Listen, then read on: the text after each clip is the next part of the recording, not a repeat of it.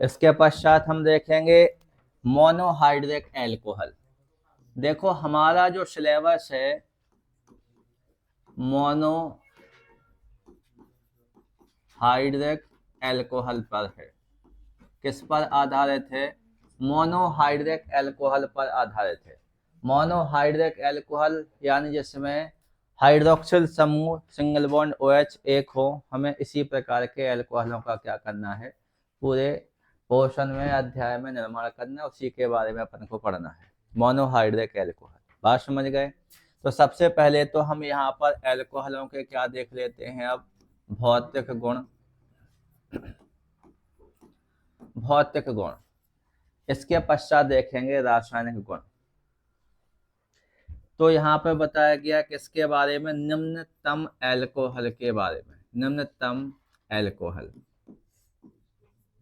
निम्नतम एल्कोहल का मतलब है कि सामान्यतः C1 से कहाँ तक चले गए? C3 तक। निम्नतम एल्कोहल मतलब जिसमें कार्बन की संख्या कैसी हो? कम, उन्हें अपन क्या कहेंगे? निम्नतम एल्कोहल कहेंगे। और यहाँ कार्बन की संख्या कितनी बताई गई है? C1 से लेकर के C3 तक बताई गई है। तो ये कैसे होते हैं? ये आपके रंगहीन होते हैं। ये कैसे होते हैं? रंगहीन होते हैं। और किस अवस्था में पाए जाते हैं? ये द्रव अवस्था में पाए जाते हैं। कैसे पाए जाते हैं? रंगहीन द्रव अवस्था में पाए जाते हैं। इसके बाद यदि हम देखें तो क्या हो जाएंगे? उच्चतर एल्कोहल। उच्चतर एल्कोहल, अब उच्चतर एल्कोहल का मतलब है C3 के ऊपर वाले। C3 के ऊपर वाले, इन्हें अपन क्या कह रहे हैं? उच्चतर एल्कोहल। ये उच्चतर एल्कोहल सामान्य ताप पर, टेम्परेचर समान रहेगा, सामान्य ताप पर ये किस अवस्था में पाए जाते हैं? ठोस अवस्था में पाए जाते हैं। किस अवस्था में पाए जाते हैं? ठोस अवस्था में पाए जाते हैं। ये जो निम्नतर एल्कोहल होते हैं, एल्कोहल यानी ethyl alcohol, Maithil alcohol, propyl alcohol. तो इसमें यदि हम देखें कि जो निम्नतम एल्कोहल हैं, निम्नतम एल्कोहल, तो इन निम्नतम एल्कोहलों में हम यदि बात कर लेते हैं जिसके बारे में आप परिचित हैं, C2H5OH, जिसे हम क्या कहते हैं? शराब। क्या कहते हैं? शराब। तो शराब को पीने के पश्चात आदमी को जो मजा आता है, जो गंध महसूस होती है, वो कैसी होती है? तीखी गंध होती है। तो हम यहाँ पर लिखेंगे कि जो निम्नतम एल्कोहल होते हैं, इन निम्नतम एल्कोहलों में क्या पाई जाती है? तीखी गंध पाई जाती है। क्या पाई जाती है? तीखी गंध पाई जाती है। और यदि इसका स्वाद देखें तो इसका स्वाद कैसा होता है? तीक्ष्ण स्वाद होता है। स्वाद कैसा होता है? तीक्ष्ण स्वाद होता है। तो तीखी गंध और तीक्ष्ण स्वाद वाले क्या हो जाएंगे? एल्कोहल। इसके पश्चात यदि हम देखें इन एल्कोहलों की विलेयता, तो ये जल में पूर्णतः विलेय होते हैं। ये जल में कैसे होते हैं? पूर्णतः विलेय होते हैं। अब इसके बाद हम इनकी विलेयता का क्रम देखेंगे। विलेयता का क्या हो जाएगा? क्रम। तो ये जल में कैसे होते हैं? पूर्णतः विलेय होते हैं। इनकी विलेयता का क्रम, विलेयता का क्रम यानी जो हमारा प्राथमिक एल्कोहल है, द्वितीयक एल्कोहल है, तृतीयक एल्कोहल है, इन एल्कोहलों में हमें बताना है कि कौन सा एल्कोहल ज्यादा विलेय होता है, विलेयता का क्रम क्या है। तो सबसे पहले आएगा तृतीयक एल्कोहल। सबसे पहले क्या आएगा? तृतीयक एल्कोहल। ये तृतीयक एल्कोहल सबसे अधिक विलेय होता है। इससे कम विलेयता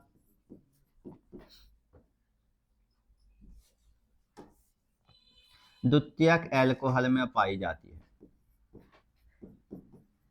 किसमें पाई जाती है? द्वितीयक एल्कोहल में। और इससे भी कम विलेयता किसमें पाई जाती है? प्राथमिक एल्कोहल में पाई जाती है। तो ये क्या हो जाएगा? इनकी विलेयता का क्रम। सबसे अधिक विलेय, जल में अधिक विलेय तृतीयक एल्कोहल होता है, उससे कम विलेय द्वितीयक एल्कोहल होता है, और सबसे कम विलेय क्या होता है? प्राथमिक एल्कोहल होता है। अब इसके कारण यदि हम देखें तो इसमें हमें क्या देखने के लिए मिलेगा, क्वथनांक देखने के लिए मिलेगा। क्या देखने के लिए मिलेगा, क्वथनांक। तो देखो ये जो प्राथमिक एल्कोहल है, प्राथमिक एल्कोहल में बंध पाए जाते हैं मजबूत। प्राथमिक एल्कोहल में हाइड्रोजन बंध पाया जाता है और उसकी बंधुता का जो मान होता है वो कैसा होता है, अधिक। और जब बंधुता का मान अधिक होता है तो यदि हम उसको क्या करेंगे, उबालेंगे यानी टेम्परेचर पे गर्म करेंगे तो वो वाष्प में बदलेगा, उसे हम क्या कहेंगे, उसका क्वथनांक कहेंगे। तो जब हाइड्रोजन बंध का हमने कहा मान ज्यादा है तो इसका क्वथनांक भी कैसा होगा, ज्यादा। क्वथनांक भी कैसा होगा, ज्यादा। तो सबसे ज्यादा क्वथनांक किसमें देखने के लिए मिलेगा, प्राथमिक एल्कोहल में। किसमें देखने के लिए मिलेगा, प्राथमिक एल्कोहल में। उसके पश्चात यदि हम यहाँ पर देखें तो क्या आ जाएगा आपका, द्वितीयक एल्कोहल, और अंत में क्या आ जाएगा, तृतीयक एल्कोहल। तो ये हो जाएगा हमारा द्वितीयक एल्कोहल और ये हो गया आपका तृतीयक एल्कोहल। तृतीयक एल्कोहल, ये आपको क्रम याद होना चाहिए। सबसे अधिक विलेयता होती है तृतीयक एल्कोहल की और सबसे अधिक क्वथनांक होता है प्राथमिक एल्कोहल का। बात समझ गए। इसके पश्चात अब हम देखेंगे रासायनिक गुण। इसके पश्चात हम क्या देखने वाले हैं, एल्कोहलों के रासायनिक गुण। एल्कोहलों के क्या हो जाएंगे, रासायनिक गुण। और सबसे पहले धातु परमाणुओं से इनकी क्रिया कराते हैं। धातु परमाणुओं से क्रिया। देखो हम एल्कोहलों के रासायनिक गुण देख रहे हैं तो हमें सब में एल्कोहलों की क्रिया करानी है, इतना तो आप समझ रहे हैं। एल्कोहलों की हमें क्या करानी है, क्रिया करानी है। तो सबसे पहले हम एल्कोहलों की क्रिया किसके साथ करा रहे हैं, धातु परमाणुओं के साथ। तो यहाँ पे हमने लिया R single bond OH। R single bond OH ये क्या हो गया आपका, प्राथमिक एल्कोहल। क्या हो गया, प्राथमिक एल्कोहल। और इसने सोडियम धातु के साथ क्या की क्रिया, तो ये सोडियम एल्कोक्साइड का क्या करेगा, निर्माण। ये किसका निर्माण करेगा, R single bond ONA। R single bond ONA को हम क्या कहते हैं, सोडियम एल्कोक्साइड। क्या कहते हैं, सोडियम एल्कोक्साइड कहते हैं। बाकी यदि हम देखें तो इसके साथ में अब क्या बनेगी, H2 गैस बनेगी, हाइड्रोजन गैस बनेगी। कौन सी गैस बनेगी, क्योंकि हाइड्रोजन एक क्या है, गैस है, इस कारण इसके साथ हम तीर का चिन्ह कहाँ लगा सकते हैं, ऊपर की ओर। अब क्रिया को संतुलित करते हैं। यहाँ पर हाइड्रोजन के 2 हैं तो यहाँ पर 2 का क्या कर देंगे, तो एल्किल वाले पोर्शन के भी 2 हो जाएंगे। तो इसके साथ भी हमें कितने का गुणा करना है, ये R पहले से था, कितने का गुणा करना है, 2 का। तो सोडियम के भी कितने हो जाएंगे, तो यहाँ पे भी हम कितने का गुणा करेंगे, 2 का। और क्रिया आपकी कैसी हो गई है, संतुलित। बात समझ गए। इसके पश्चात यदि हम देखें तो R की जगह हम ले लेते हैं एथिल को। तो 2 का 2 हो गया, C2H5 हो गया, सिंगल बॉन्ड OH हो गया, प्लस में 2Na हो गया। हमने R के रूप में किसका उपयोग किया है, C2H5 का, और ONA का ONA। और ये प्लस में क्या हो गया, H2 गैस हो गई। ये सोडियम एथॉक्साइड है, सोडियम एथॉक्साइड। एल्कोक्साइड में एल जो लगा था वो कार्बन की संख्या के लिए था, तो हमने इसके लिए नाम क्या लिखा, सोडियम एल्कोक्साइड। सोडियम एल्कोक्साइड यहाँ बनेगा नहीं, सीधा नीचे वाले का देखो, ये सोडियम हो गया और ये एथ यानी 2 कार्बन, तो क्या हो गया, एथॉक्साइड। क्या हो गया, एथॉक्साइड। ये क्या था, सोडियम एल्कोक्साइड, और उसी से हमने इसका नाम बनाया सोडियम एथॉक्साइड। इसके पश्चात गिग्नाइड अभिकर्मक से क्रिया करेंगे। किससे क्रिया करेंगे, गिगनाइड अभिकर्मक से। तो दूसरे रासायनिक गुण में देख लेते हैं, गिगनाइड अभिकर्मक से, गिगनाइड अभिकर्मक से क्रिया। तो गिगनाइड अभिकर्मक के रूप में सबसे पहले तो हम R single bond O H, और ये एच भी यदि आप देखें तो क्या हम इसको ऐसे नहीं लिख सकते, लिख सकते हैं। और गिगनाइड अभिकर्मक यानी प्लस में क्या हो गया, आर एम जी एक्स, क्या हो गया, आर एम जी एक्स। अब यहाँ पर यदि हम देखें तो होगा क्या, एल्केन का निर्माण होगा। ये जो आर है ये इस H के साथ क्रिया करेगा और R सिंगल बॉन्ड H का क्या कर लेगा, निर्माण। ये जो R सिंगल बॉन्ड H है ये क्या है, ये एल्केन है। बाकी देखो ये Mg, यहाँ से क्या बचा X, और ये क्या हो गया O, क्या हो गया O। तो ये किसका निर्माण कर लेगा, एक तो ये आप देखो Mg हो गया, आइसो का चिन्ह हो गया, यहाँ से ये अपन ने क्या लगा दिया X, यहाँ से क्या बचा OR, तो ये क्या हो गया OR। ये हमारा मेन प्रोडक्ट है, ये बाय प्रोडक्ट हो जाएगा। इसमें हम यदि इस R की जगह किसका उपयोग कर लें, C2H5 का उपयोग कर लें, R की जगह C2H5 का उपयोग कर लें, तो यहाँ पर क्या बनेगा, R की जगह यहाँ पर भी C2H5 का उपयोग कर लें, तो ये MgS की जगह हम किसका उपयोग कर लें, Br का उपयोग कर लें। तो हमने R की जगह किसका उपयोग किया, हमने R की जगह C2H5 का उपयोग किया, और ये सिंगल बॉन्ड क्या हो गया, सिंगल बॉन्ड H हो गया। प्लस में क्या हो जाएगा, Mg, आइसो का चिन्ह, X की जगह हम Br का उपयोग कर रहे हैं, OC2H5।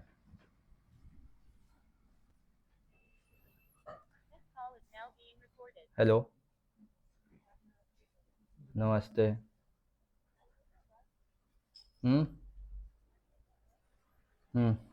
अनमोल लो। तो ये क्या हो गया आपका, C2H6 बन गया। ये क्या बन गया, C2H6, C2H6 यानी क्या हो गया, एथेन। C2H6 यानी क्या हो गया, एथेन हो गया। तो ये एल्कोहल की हमने किसके साथ क्रिया की, गिगनाइड अभिकर्मक के साथ क्रिया की। अब कार्बोक्सिलिक अम्लों से क्रिया करते हैं, किससे क्रिया करते हैं, कार्बोक्सिलिक अम्लों से।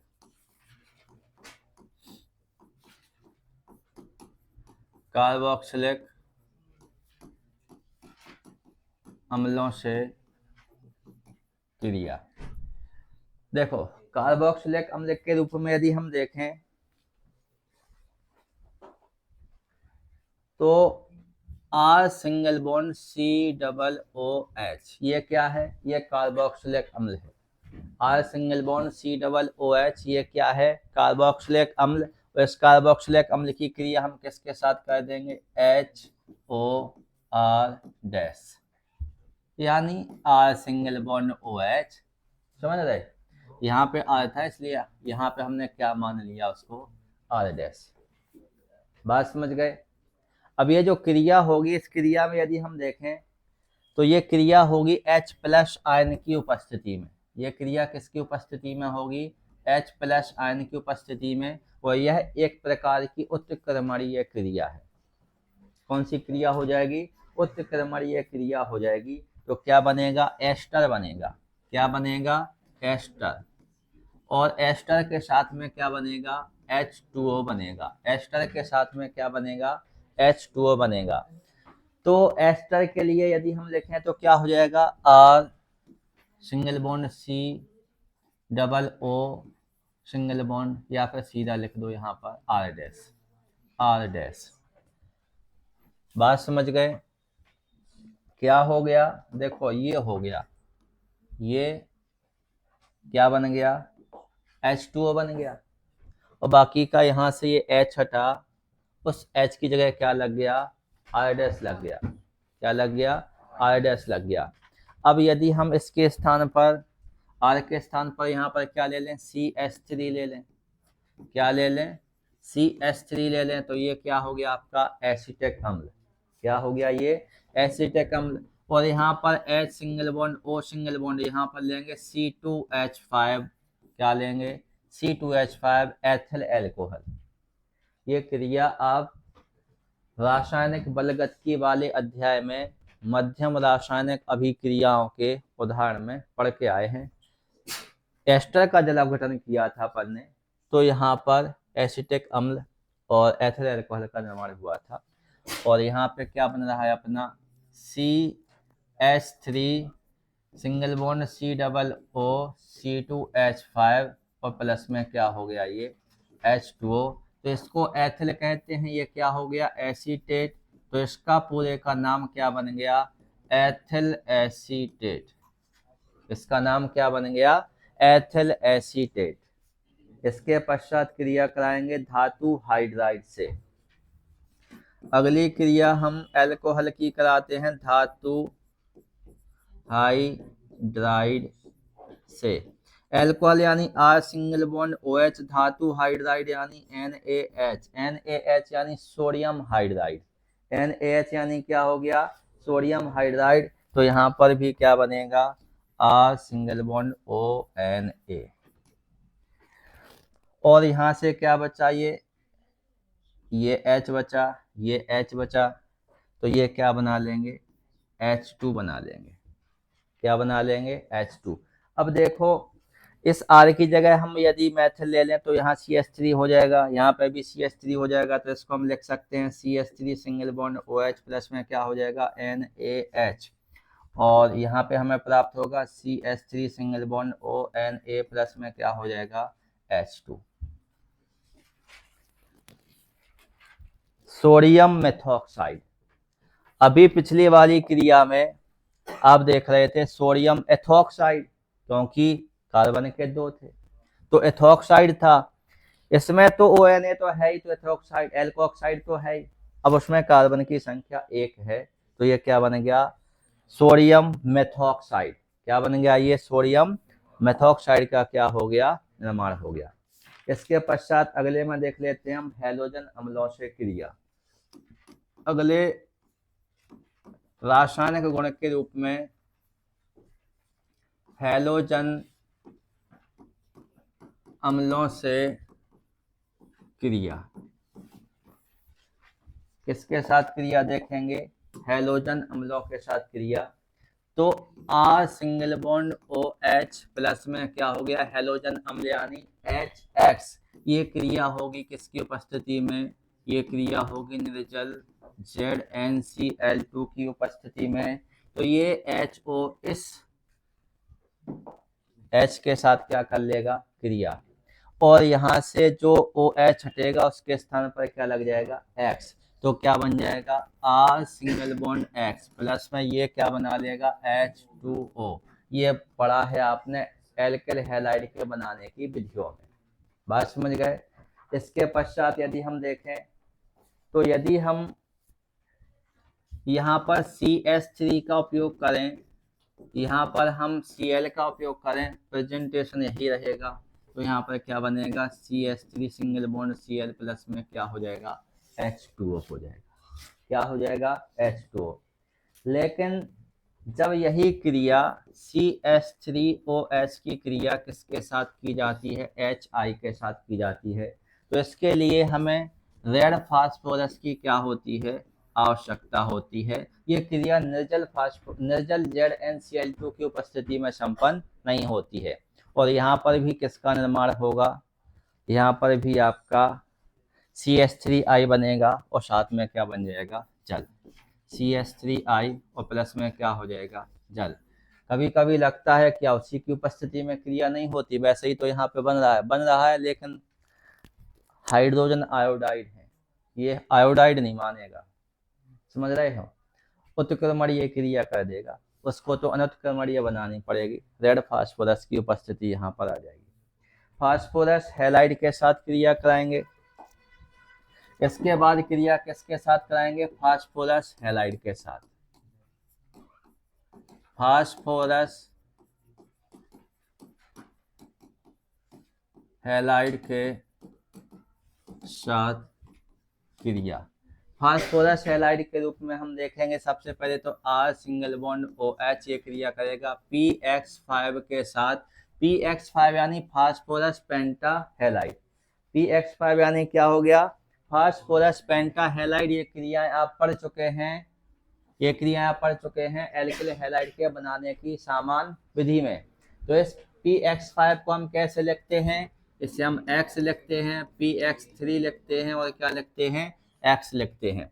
तो ये एक बंद ये टूटेगा, एक बंद यहाँ पे यदि हम इसको ऐसे लिख दें सिंगल बॉन्ड H करके तो एक बंद ये टूटेगा। तो ये एक X यहाँ, PX3 यहाँ और एक X यहाँ ऐसे शिफ्ट हो रहे थे, तो यहाँ से R सिंगल बॉन्ड X बनेगा प्लस ये PX3O के साथ क्रिया करेगा तो POX3 का क्या कर लेगा निर्माण? ये HX क्या बना लेगा? HX। तो इसको आपको तोड़ना आना चाहिए, बंधों को तोड़ना आना चाहिए, ये हम पहले भी पढ़ चुके हैं। इसके पश्चात यदि हम यही क्रिया किसके साथ कराएं? यदि यही क्रिया हम किसके साथ कराएं? R single bond O single bond H। यदि यही हम क्रिया PX3 के साथ कराएं तो आपको याद होगा हमने बताया था यहाँ 3 है तो यहाँ पे भी क्या रहेंगे? 3 रहेंगे। बात समझे? हमने इस क्रिया को कुछ इसी प्रकार से बताया था कि यदि यहाँ पर है तो यहाँ पर भी आपका 3 का क्या हो जाएगा? गुणा। और R सिंगल बॉन्ड X तो बनना ही है, कितने का गुणा कर देंगे? 3 का गुणा। बाकी जब PX3 के साथ क्रिया होती है तो फास्फोरस H3PO3 का क्या होगा? निर्माण। H3PO3 का क्या हो जाएगा? निर्माण हो जाएगा। और ये H3PO3 O3 बन रहा है, इस कारण यहाँ पर कितने का गुणा किया गया है? 3 का गुणा किया है। ये क्रियाएं आप पहले ही पढ़ चुके हैं। अगली क्रिया भी आप पढ़ चुके हैं थायोनिल क्लोराइड के साथ क्रिया। अगली भी क्रिया पढ़ चुके हैं हम थायोनिल क्लोराइड के साथ क्रिया। थायोनिल क्लोराइड के साथ क्रिया याद करो, डाल्टन अभिक्रिया है, यदि नहीं की है तो कृपया करके याद कर लें। R सिंगल बॉन्ड क्या है? R single bond OH, thionyl chloride यानी क्या हो गया? SOCl2। तो ये एल्कोहल हो गया, ये क्या हो गया आपका? थायोनिल क्लोराइड हो गया। किसकी उपस्थिति में क्रिया हुई थी? ये प्रीडीन की उपस्थिति में। किसकी उपस्थिति में क्रिया हुई थी? प्रीडीन की उपस्थिति में। तो हमने कहा था कि इसको आप ClSOCl इस फॉर्म में तोड़ें और यहाँ पर मान कर चलो ये R single bond O single bond H है तो इस बंद को तोड़ो, इस बंद को तोड़ो, इनको यहाँ पे Cl लिखो, यहाँ पे SO लिखो और यहाँ पे Cl लिखो, तो ये R सिंगल बॉन्ड Cl बनेगा।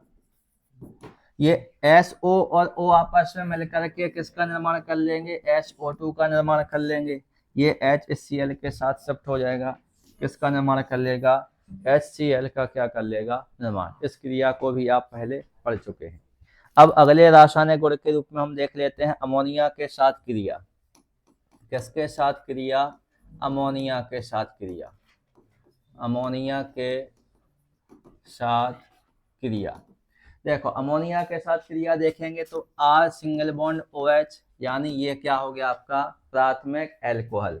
अमोनिया के साथ क्रिया तो अमोनिया का फॉर्मूला क्या होता है? NH3 और हम अमोनिया के फॉर्मूले को लिखते हैं H सिंगल बॉन्ड NH2। क्यों लिखते हैं? इसलिए लिखते हैं क्योंकि ये आपस में H2O बना ले और इस OH का प्रतिस्थापन किसके द्वारा हो जाए? NH2 के द्वारा हो जाए। तो क्या बनेगा? R सिंगल बॉन्ड NH2 प्राथमिक एमीन और साथ में ये क्या बन जाएगा? H2O यानी क्या हो जाएगा? जल। ध्यान दें कि यहाँ से OH का प्रतिस्थापन किसके द्वारा हो गया? NH2 के द्वारा हो गया और किसका निर्माण हो गया? प्राथमिक एमीन का निर्माण हो गया। ये क्रिया किसकी उपस्थिति में संपन्न होती है? निर्जल ZnCl2 की उपस्थिति में। और ये प्राथमिक एमीन का क्या होता है? निर्माण। इसके बाद देखेंगे लास्ट क्रिया के रूप में निर्जलीकरण।